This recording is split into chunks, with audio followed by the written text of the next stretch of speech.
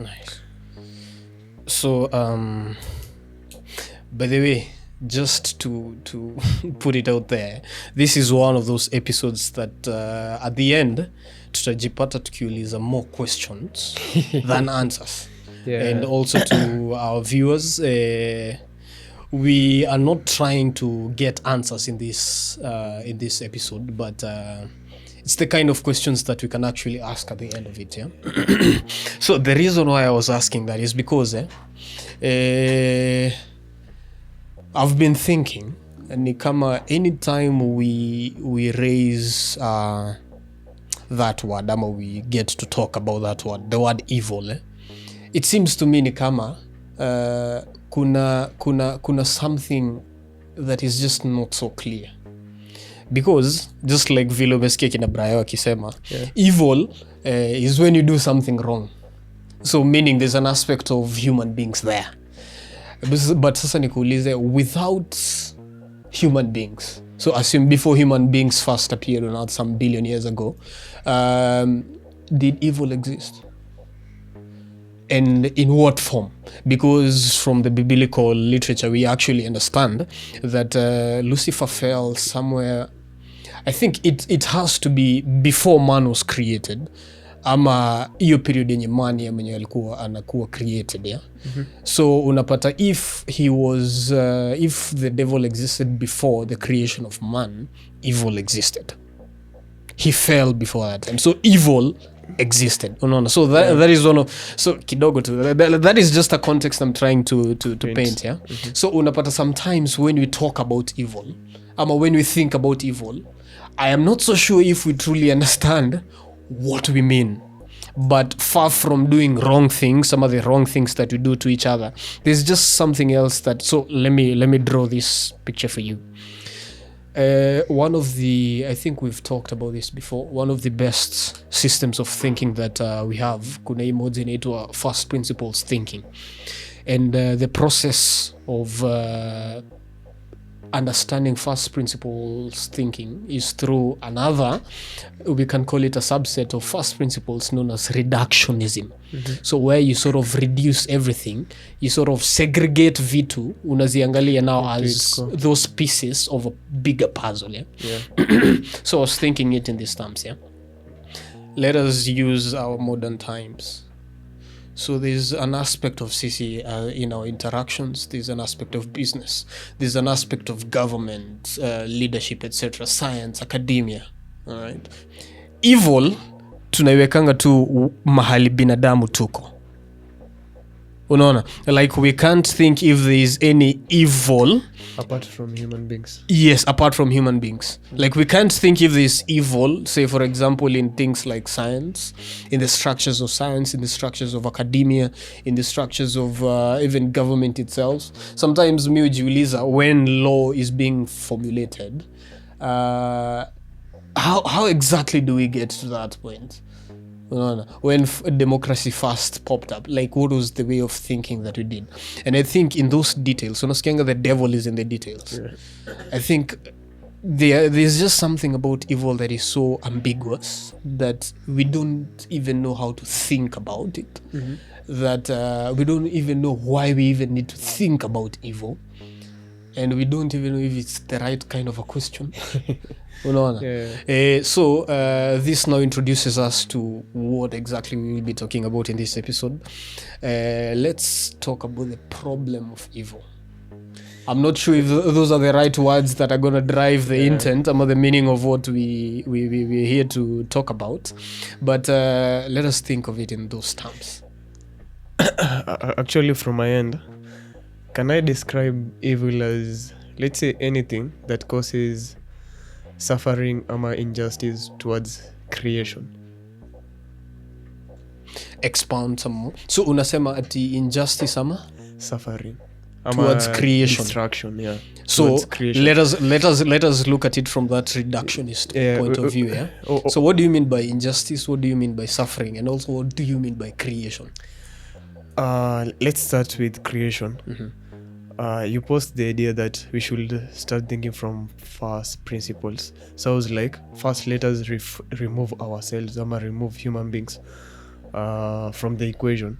now I'm like, in the times before we are created, ile time God, Satan walikuwa pamoja, can we get a view ama can we just like paint a picture how evil existed still then, ama there was a chance of evil still then? So it's like when you remove like human beings from the picture, it's like the only thing ama something that you're left to paint a picture with is creation. Yeah. That's very Does it make sense? let us keep reducing it. Yeah, Let us yeah. keep reducing it. So from what has been taught, especially within a religious context, you have God, the all-powerful being. You know, sometimes I'm even also not sure if you truly understand what who God is, what God is. Yeah. Like you can even ask the question of why does he even exist? Unapata actually hiyo swali in terms of what religion has tried to offer us about God does not apply. Yeah. You know, there are certain arguments, certain schools of thoughts that say that God is existence himself.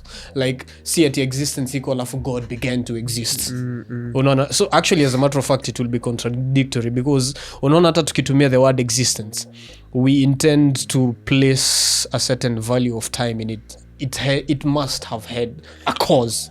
Unaona? But sasa God is the uncaused cause. Unaona? Can pia tukiangalia tukijaribu look it from such an angle, can we look evil as something that exists without even us being present? Yes, you see, that's exactly the same thing yenye nilikuwa nasema. So it's like everything stems from God too. Yes, so God made the universe in totality. So, and kulingana especially with the biblical view, there's this term that the Bible uses that inasema what God created was good. Yeah. What God created was good. Like something also important as I'm mentioning this, you know, we only have an account of the creation of mostly planet Earth, and maybe, well, there are traces of the cosmos in itself. Actually, the wording in Hebrew, ikianze, in the beginning God made the heavens and the earth. Yeah. The sense, the heavens apple, it's the vastness of the cosmos, the entirety of the universe. Unaona? So but sasa unasikia it's the heavens and the earth. Yeah. There's a sequence there. So it was the heavens that were created first. Then the Alafu earth. sasa then I think that also correlates with the scientific evidence that unajua sasa the universe is about 13.8 billion years. Alafu planet earth is about 4.5 years. So heavens existed first before earth had to exist. Yeah, Unaona? I agree. So unapata, sometimes I also normally think, unaona, whatever we call spirituality, now where God is, Satan, angels, all these things, they are in that domain we call the heavens. Unaona? Yeah. Alafu sasa binadamu tukawekwa in this domain known as the earth. Sasa we are never given an account of what happened in Before the creation the of the heavens. Yeah. What is just told is about Lucifer. I think traces of it in Isaiah, the book of Isaiah, and also the book of Ezekiel talks about vile Lucifer himself alikuwaga some sort of a very beautiful thing. As a matter of fact, in Ezekiel, most intelligent angel. in Ezekiel, and I'm described as the anointed cherub. Yeah. You know what that means? Like the highest of the highest. Unaweza actually fikiria ni kama right man or God in ways. The So, anointed we cherub. can- Like cherub has been mentioned throughout the Bible. But hakuna mahali utasikia the anointed cherub apart from Lucifer. Yeah. But sasa when iniquity was found in his heart, that is how the Bible puts it. But iniquity was found in your heart, evil began. Can I also try to paint it from another angle? Yes, please. Kuna a certain nini of Elon Musk where he paints a picture of like the Matrix. It's like when you are in the Matrix, there is no way for you to be successful ama to see things for what they are. You can only see them when you are apart from it. Yes. Pia ukiangalia like teachings, they are more spiritual people. They are always the concept of meditation. It's like when you are in affected by a certain, most of them call it a matrix, but let's use the word cosmos. It's like when you are in it, there's no way for you to like really comprehend what it's all about. So I'm like, when we try to analyze and paint a picture of what evil is from our own understanding, Yes. from what we see, we might not quite comprehend what it really is. The main idea is, when we try to comprehend or understand evil from our own understanding, from what we see, we will usually there is no success of you really understanding it for what it is. Let's clarify that a little bit kwanza. Tukisema from what we see, I think you actually intend to mean from our experience, or our interaction as human beings in this world, with each other and in this world. Yeah. So we are saying we can also understand evil apart from us. Yeah, apart from us. Now that's the question. Not even saying we are trying to paint this idea that if we try to see it or understand it from our in experience, us, we might end up being wrong. True. You get in that point. There's the idea something of the simulation that when you are in the matrix, there is no chance for success in you. Yes. Yeah, it's like you are drowning in water, and regardless of your efforts or your understanding, as long as you are in water, you are an effect. I'm a culprit of the what of your environment. You. Yes. So we are trying to like draw ourselves to apart from it, so that we can really see and comprehend what's causing all of these evil that we are talking about. Exactly. Now, I have always held this thought that we can also understand evil. So tukijitoa, the kind of evil that mostly we can talk about as human beings, hiyo kama ya vitu tunafanyiana, is what is known as moral evil. So there's another kind of evil that is natural evil, the things that happen, vitu kama disasters, earthquakes, etc., etc. But I've always held the thought that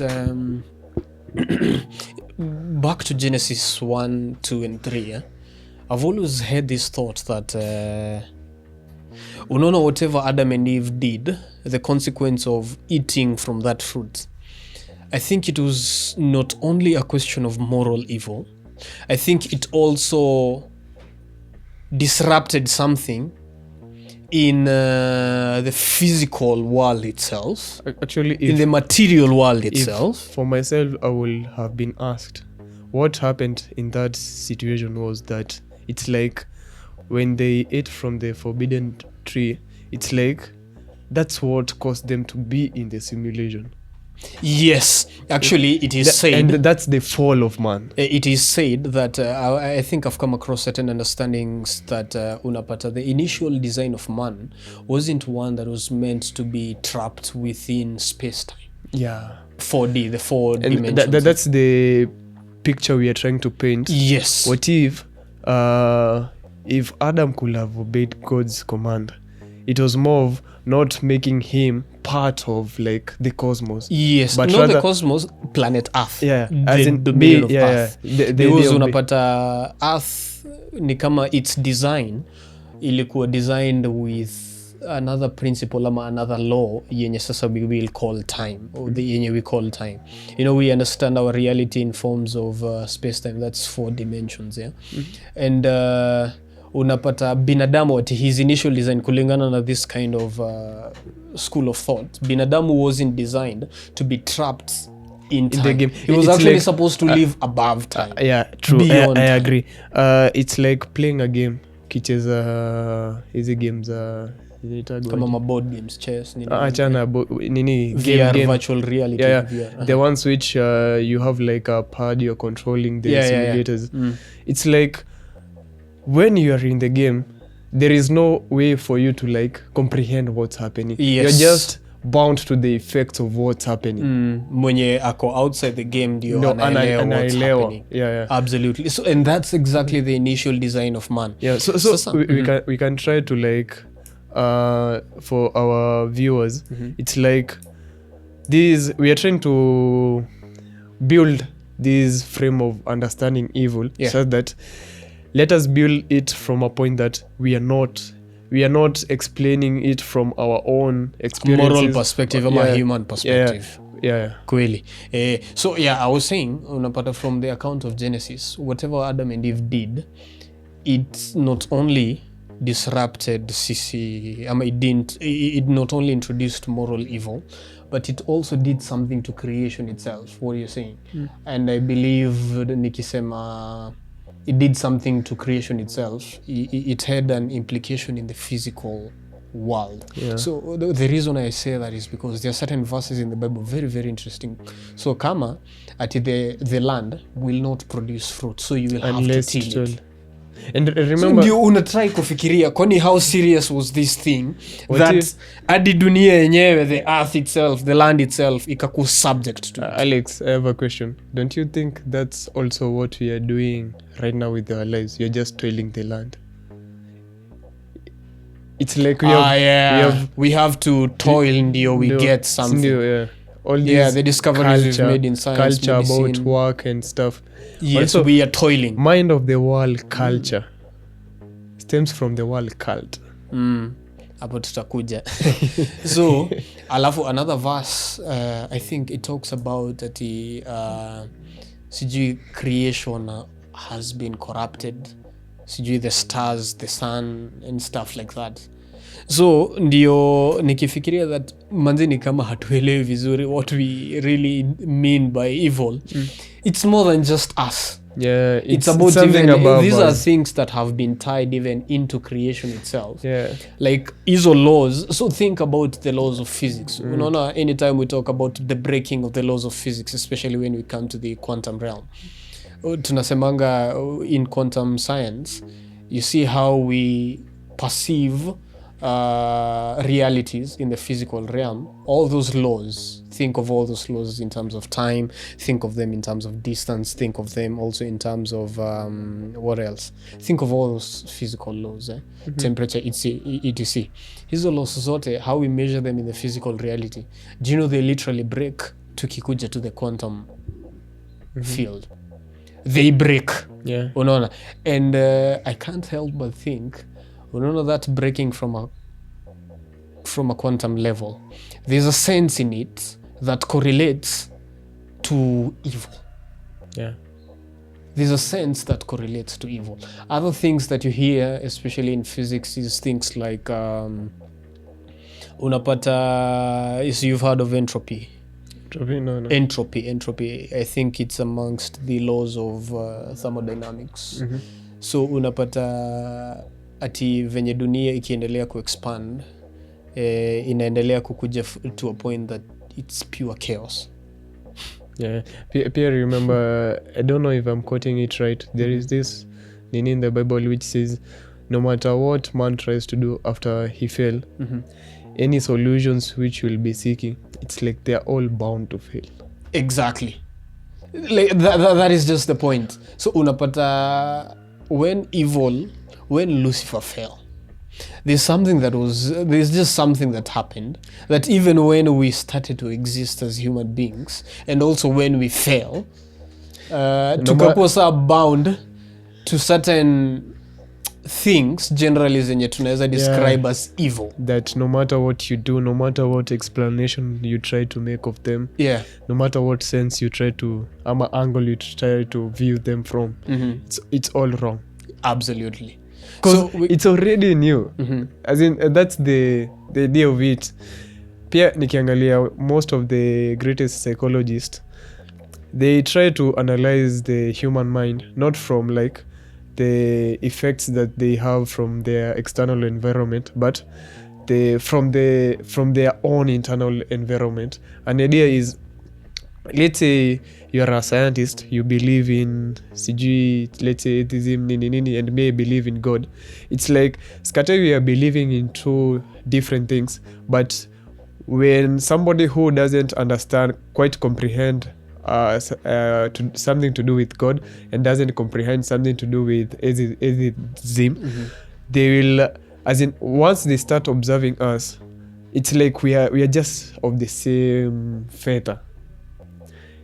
We are cut out from the same cloth. yeah, as in our reaction to whatever is guiding us, it's some sort of the same thing. Yeah. Hadi kama there, whatever is guiding us, they are two quite opposite things. So Can I also bring in something else? Uh-huh. You know, even given the world views that we have, even in understanding the problem of evil, you know, by virtue of this knowledge being inexhaustible, there are things that we just do not know. We think we know. We think that we've even understood reality per se. Unaona hizi vitu za consciousness, juu nini. We think that those are actually all there is. But I think it's the things that we do not know. It's the things that we do not know how to even define them. What if even it's not about of the things that you don't know. It's more of like you are already immersed in some sort of, you're just an effect of a bigger thing happening outside from your reach. Probably. So ukiangalia from that angle, it's now not about as in something that you don't know ama know about. It's something that's happening in you. Yeah. So for ukisikia ati when Jesus died there was an eclipse, like it also affected the physical realm. Like what's even the connection? Unaona ndio maana na propose unaona the things that we do not know. So I think it's the greatest debate that happens, how science and faith, what's the correlation?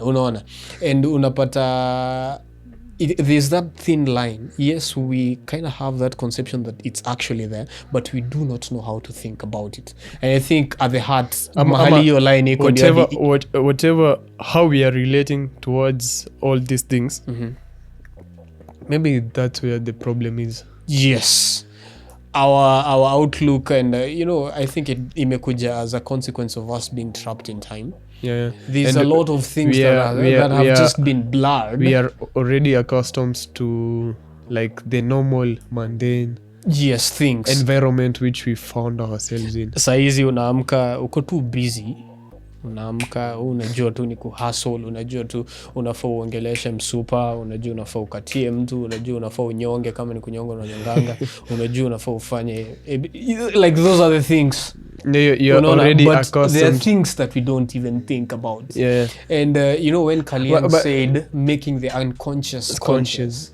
I think that is exactly what he was trying to actually do. That's what I'm already talking about. It's like you're already programmed to see things for not what they are. Yes, we are programmed to see things in a certain way. There is a bias in you that's already inflicted in you by the way to the environment which you find yourself in. It has been shaped by that. And it's already there. And it's like you're in a prison, and no matter what you do, you'll never get out. There is no chance of success. As a matter of fact, you don't even know if it's a prison. Nice. You don't even know that it's a prison. You know, we normally move in life. Ni kama hata try to explain evil, we will always bring it back to our experience of it. Unapata, it's the things that we do not know. The things that we do not know that affect us the most. Kalianga kijaribu kusema, bringing the unconscious to consciousness. I think in part, he's trying to tell us there's something in us, something more than meets the eye. There's just something, if at all. Na, you know, biology itself can also tell us a lot, because unapata the kinds of, unaona vile our society has evolved. You know, how we think about things. We've developed all these institutions in terms of academia, science, medicine, government, leadership, business, etc. So unapata, it's a linear way of experiencing life that has sort of made us not see kuna vitu zingine behind the curtains or behind the shadows that actually call the shots. The point I'm actually trying to insist is like it comes automatic.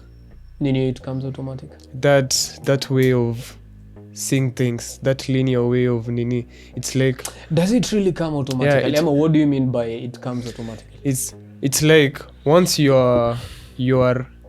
find yourself in such an environment, there is no like anything to do with your choice. But ebu nikuulize, you know, tunasikianga hizi vitu za sijui escape from the matrix nini. No, Lakini like, mi hujiuliza swali moja.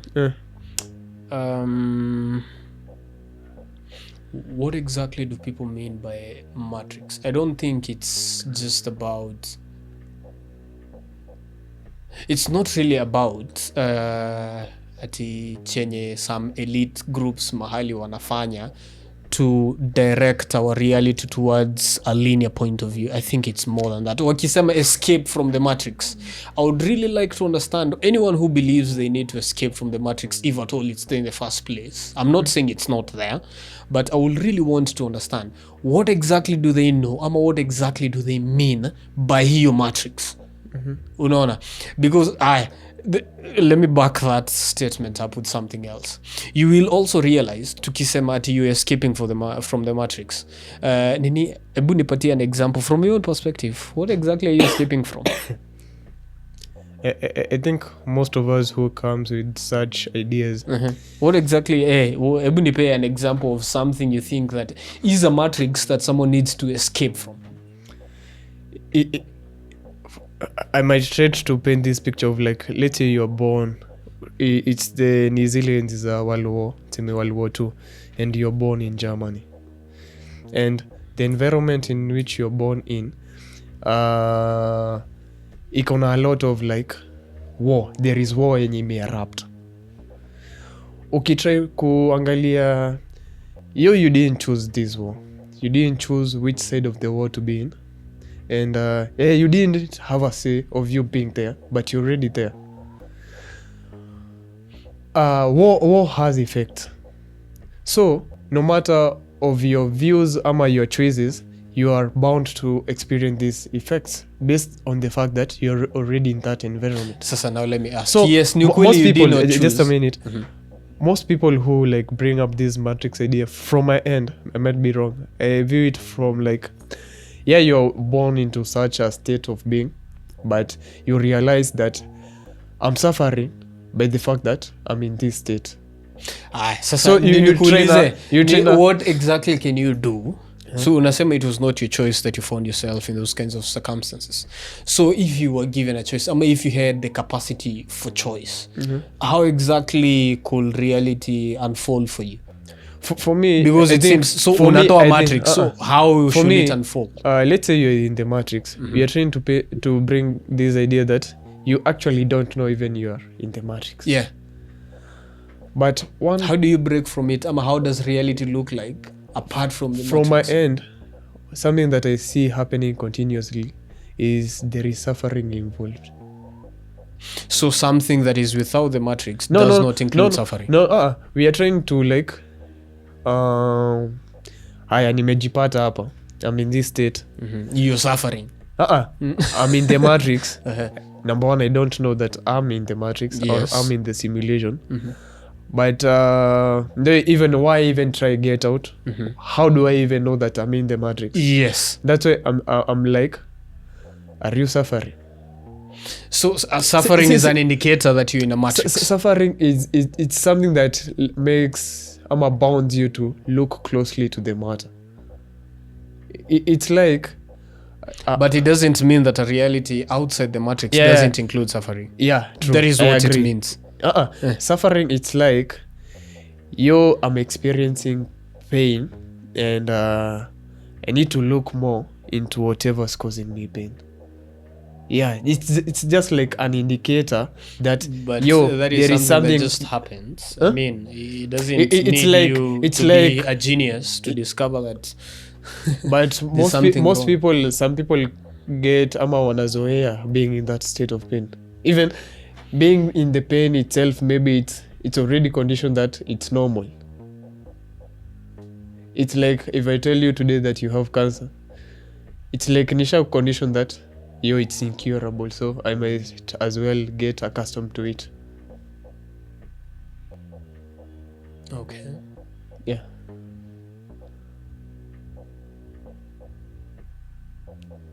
Let me bring you back to your story at Germany. umesema you found yourself in an environment that was just war, ilikuwa vita day in day out, you didn't choose that. I had the impression that you can, if you had the capacity to choose, haungejipata hapo. Ungechagua. Really? I don't know. How do you even know that you're gonna be born in a certain environment? You don't know, but you're already there. You're starting from the point that you're already there. Sasa unaona, I think at this point you realize there's a very undefinable kind of a problem here, that let me even say, ni kama there's just something that, let me call it, is very, very esoteric. It's very, very hidden, that we do not even know how to look at it. Yeah, true. I agree. Unaona? So far from Matrix, bringing it back to your story, evil. The idea is, just as you've stated, the question was the problem of evil. Yes. Well, it's not a question that iko framed evil exactly, but we are trying to look at why does evil? it exist? How do we even think about it? And yeah. So just like the example of being at the center of a war that was even before you, that's the same idea that I'm trying to paint about evil. Yeah, so maybe. It's like saying hata tukizaliwa we are born into a reality that evil is already present. Yeah. Wow. And anytime we're involved, now we can talk about moral evil.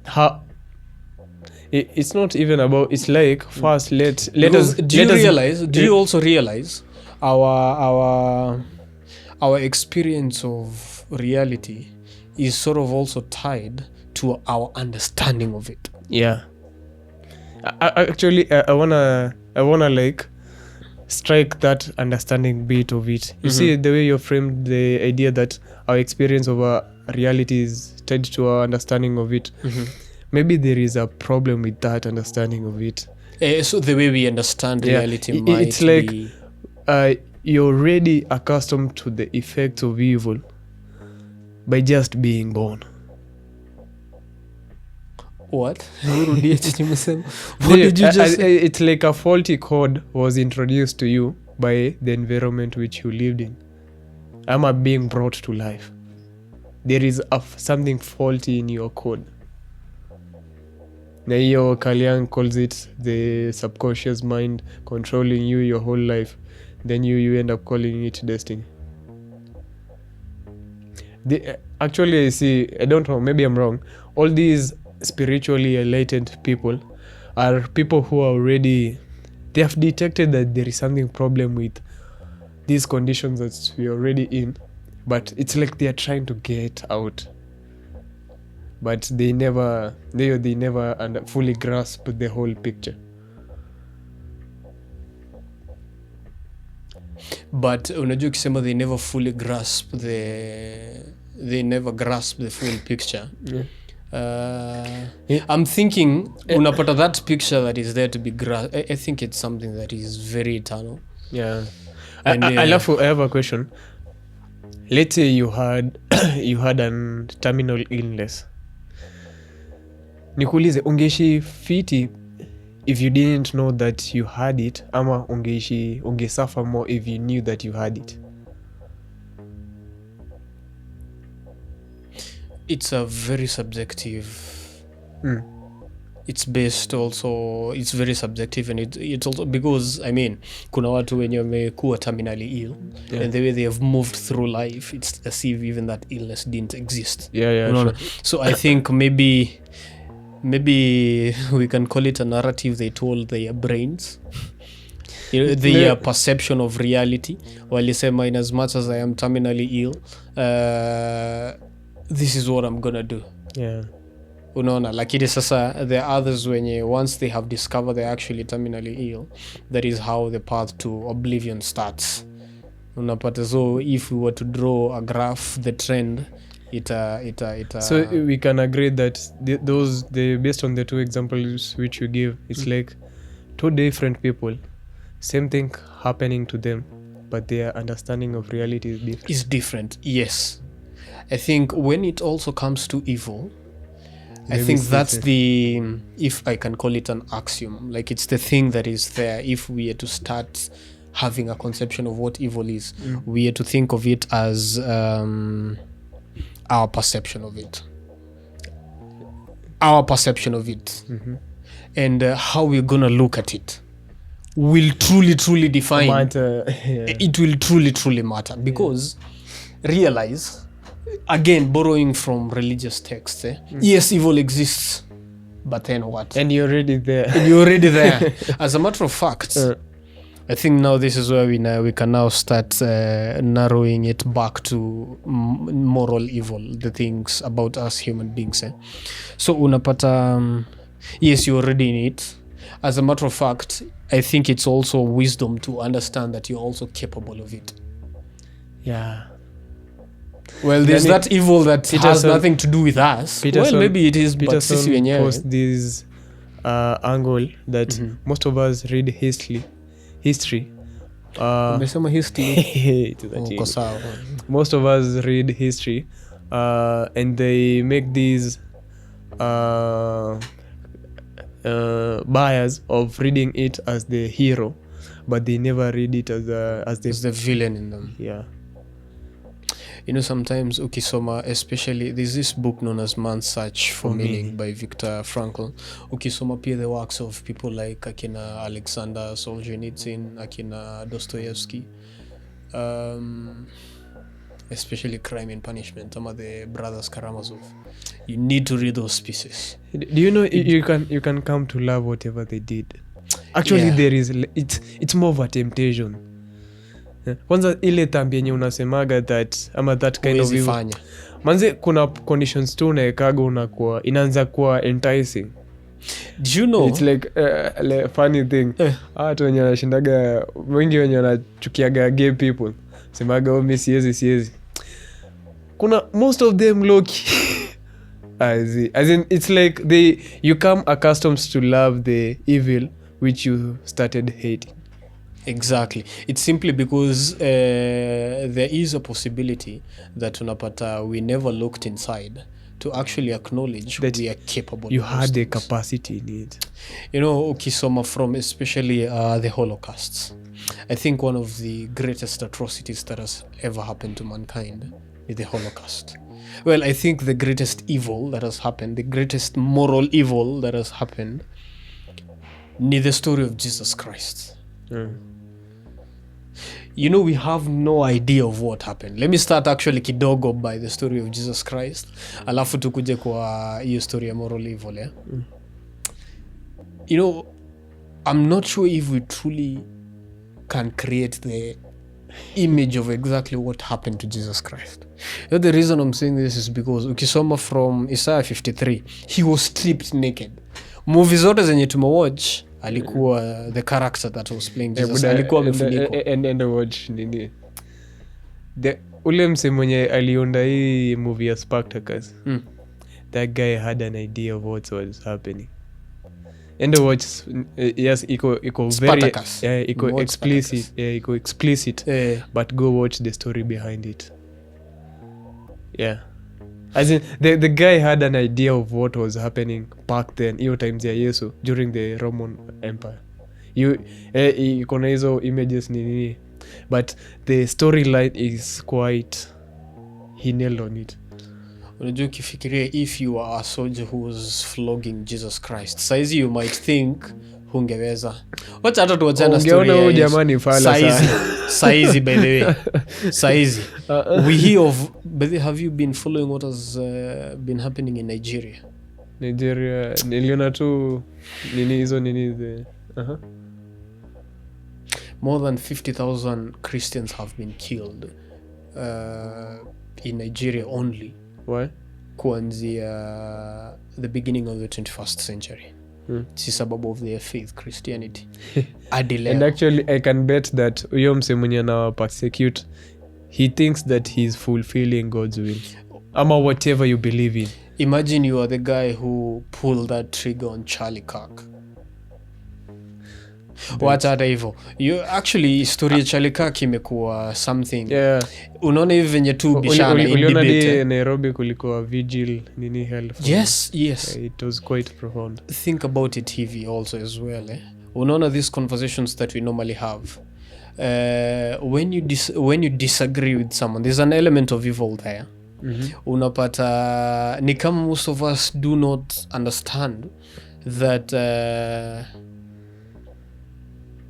unaona in as much as we disagree there's something else we need to value from a very fundamental level. You know, from a conversational point of view, these are arguments. You might think that I am a bad person. You might think that I am an evil person just by disagreeing with your opinions. Wars have been fought after people have disagreed. I mean, even in Kenyan politics, at a very Alex, moral level. Do you notice the trend over there? It's like we have two contradicting beliefs. Then it's like the things that's pushing us to fight is constant. What is that? It's what's like let's say we are disagreeing, alafu hasira zianze kupanda, zako zinaanza kupanda. If we can realize it's like internally the same, as in we are experiencing the same effect of something greater than us, but externally we seem to be quite fighting opposing different beliefs, but internally we are like the same is, what do you call it, I don't want to term it desire, but the same thing that's building for me and you to fight. It's like it's constant. Ebu tell me if I'm wrong by thinking heavy. Is this idea that's even far from debate, even far from argument, that we should recognize that this is just conversation, we're trying to figure it out. Yeah. You know, I believe that kind of a way of thinking is quite faulty. You know why? Pardon? If when you two argue and stuff like that, people claim that it's just argument. At the end of the day, we're all humans, we're trying to figure things out. You see, that idea in itself, I don't know why it's problematic, because tell you what, right. Jesus Christ ye mwenyewe, being the truth, alisema something that always sticks with me. Alisema, I came not to bring peace but a sword, father against son, daughter against mother. Unaona? And some philosophers have said, if the truth shall kill them, let them die. And I'm thinking, even from in an argument point of view, in a debate, I think chenye watu wao disagree unconsciously, we do not know this, but the thing that actually makes me perceive you as an evil person, ama itanifanya ni pull that trigger on Charlie Kirk, for example, is not that I'm disagreeing with these views, but it's because there's something in me that is being challenged. Yeah. But I am being presented the truth about something, but I am fighting the truth without my knowing. Yeah, actually, me always consider, let's say tuna debate na mse, alafu we are debating, but it's like ndani yangu niko restless na sina patience. Yes, that's how I know that inaanzia kubila, no matter that is how you right know, that is how be. evil exists in us. Yeah. We do not know it that way. That's when that is how it exists in us. Idea that tukidebate on two different things, you are striking me and naanza kuwa restless. Yes. Then I'm striking you, unaanza kuwa restless. See, internally it's like the same nini zina happen, but externally ndo we are these. We also need to understand the whole point of argument and also debate, I think, this is just in my opinion, it's simply to discover the truth. You know, the truth can't be found in just one conversation. It can't. Yeah. That is why, I think that is where the problem also is. Unapata, we have this argument. Mimi na present my opinion, some of my claims, some of my arguments. You present yours. We have this exchange. But we won't follow it up after that. Yeah. Unaona, tutakuja to a point sasa tufikirie Mohe anafikirianga design fulani, like unaona chenye nimefikiria tushaanza ku stereotype. Exactly, ishaingia kwa code ya exactly. That's but how... I personally desire a kind of a reality yenye let us start can arguing we- for a very Oh, long but, time. like, Let us actually even argue for a very long let time. me pause and nikuulize swali. Do you think that's a form of temptation? Gani? Yo, that aleo fikiria hivi, it's like I'm tempted to see you in an angle Yes. that I've created in my own mind. Yes. I think, yeah, you could call it a temptation. And that is how Tell me, the that's path how to oblivion yeah, that's how is evil like- starts. is perpetuated. The issue about moral No, evil. Yeah. it's like evil is already present in you, ni vile haijakuwa activated now. The environment Inaanza kuwa made itaanzaga conscious. kutrigger, ni Eh, kama because evil- inakuseduce. there's this idea that shetani hapendaye kusikia ukweli. There's that kind of an evil person. So Ukimwambia ukweli. I think that was the reason why most people were killed for their faith. Yeah. Because it So- awakened something in them yenye consciously wakakuja kuimanifest as, hey, So you need to go. ukiwa- I don't we like can- what you're we- saying. I don't like what you're presenting. Just go. we can pose this challenge that anytime that something strikes you internally, though you might be right, that means ni kama evil imeanzia ku build up in you. Yes. It's like something in you has been activated. Do you know that is what happened to Lucifer? Yeah. I think the greatest sin when the Bible says iniquity was found in your heart. I think I was sharing with you, nikikuambia, that there's a kind of a triad in understanding evil. There's the word sin, there's the word iniquity, and there's the word transgression. View that triad. Then people also believe there's a triad that exists in the essence of a human being. Kuna a soul, kuna a spirit, na kuna the body. So I think sin is related to the body, iniquity is related to the soul, and transgression is related to the spirit. I'm not sure kama transgression ndio related to the soul ama to the spirit, but you see that kind of a triad. Unaona? So from Lucifer's perspective, iniquity was found in his heart. Yeah. So I'm thinking of it hivi. Being someone mwenye anajua kila kitu, very intelligent, Close very to wise. second to God's. Yes. But then again, aka conceive of something that Can you also say he's the one who started this cycle of eating from the forbidden fruit? yes. I mean, there's something about Lucifer falling, iniquity being found in his heart. And one understanding about it is that iniquity are the things that you do not know. Unasikianga God's ways are not our ways, and his thoughts are not our thoughts. For Already me- unajua unaweza kuwa ukifanya something very wrong, but God venye anaangalia, he looks at the heart. I think that is why forgiveness is made available, because more often than not we normally do things na probably deep inside we do not intend to do them. Maybe iniquity was already building up in you. Let's bring that to the next episode.